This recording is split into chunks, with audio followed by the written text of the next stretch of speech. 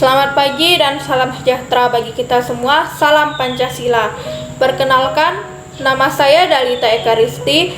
Pada video kali ini saya akan membahas mengenai komentar atau tanggapan terhadap sistem kenegaraan, yaitu bentuk negara dan sistem pemerintahan yang ada di Indonesia dan perbandingannya terhadap negara lain yang dimana bentuk sistem pemerintahan dan bentuk negara yang sudah baik.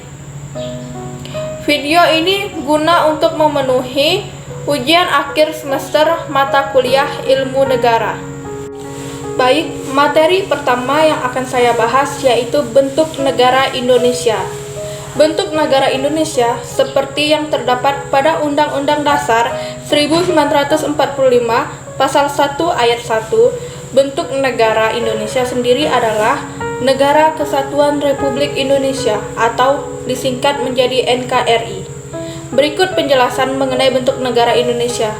Istilah negara Indonesia sendiri merujuk pada Undang-Undang Dasar 1945 Pasal 1 Ayat 1 dengan bunyi negara Indonesia ialah negara kesatuan yang berbentuk republik. Ketentuan ini dijelaskan dalam pasal 18 Undang-Undang Dasar 1941 ayat ke-1. Dan Indonesia sendiri menggunakan bentuk negara demokrasi, di mana kita mengulas kembali, demokrasi berasal dari bahasa Yunani, yaitu demos dan kratos. Demos yang berarti rakyat atau khalayak, dan kratos berarti pemerintahan.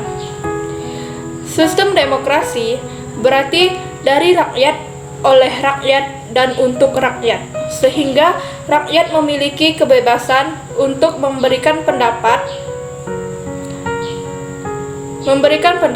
sehingga menyuarakan aspirasi dan ekspresi mereka sendiri.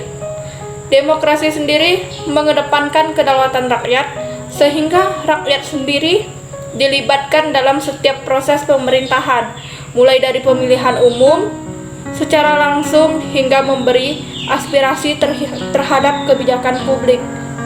Rakyat didorong aktif terlibat dalam bidang politik guna untuk memajukan kinerja pemerintah Indonesia dan pemerintah negara tersebut.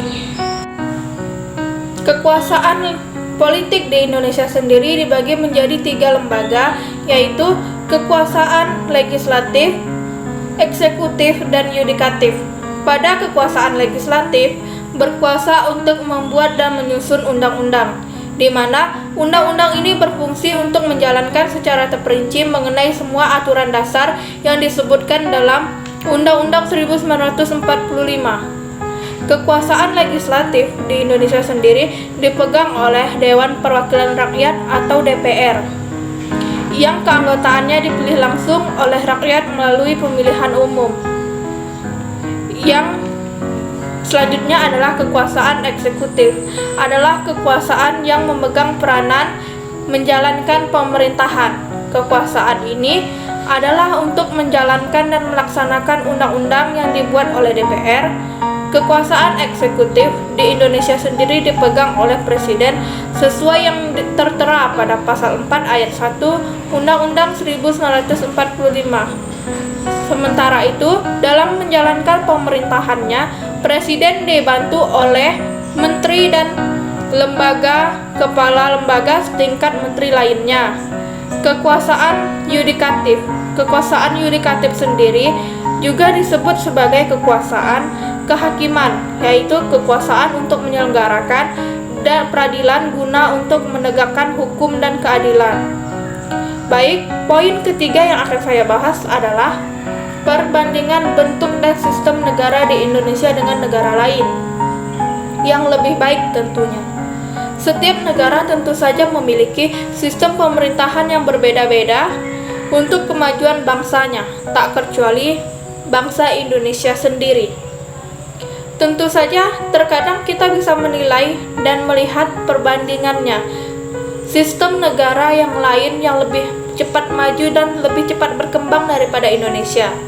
Seperti yang dikutip oleh BBC, beberapa lembaga internasional seperti World Justice Project dan World Bank yang telah melakukan riset dan pembuatan ranking negara dengan sistem pemerintahan yang terbaik, yang dinilai adalah 3 aspek, yaitu aspek pengambilan kebijakan sosial, tingkat kepercayaan, dan aturan hukum yang paling efektif. Negara yang memiliki sistem negara terbaik adalah Denmark.